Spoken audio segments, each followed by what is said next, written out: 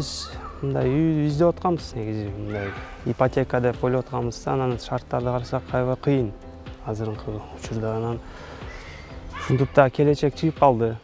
Барып шарт немелерди алдык, маалыматты алсак шарттары жакшы экен, жеңил да.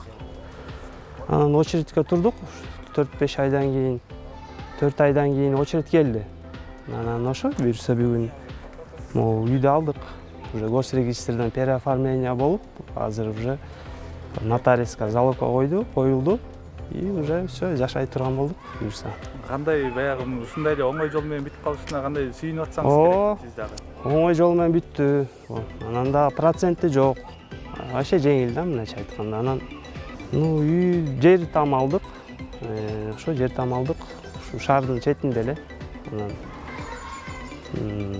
мындай готовый эле үй экен. 5 соток. Ошо. Ипотекада көп процент, 2 үйдүн баасын берип коет экенсиң да. Бул келечек болсо процент албайт. Просто бир вступительный взнос төлөп коесуң. Болду ошо менен. Өтө деле кыйын эмес экен да, чын айтканда. Уже элдер көп жазылып баштаптыр.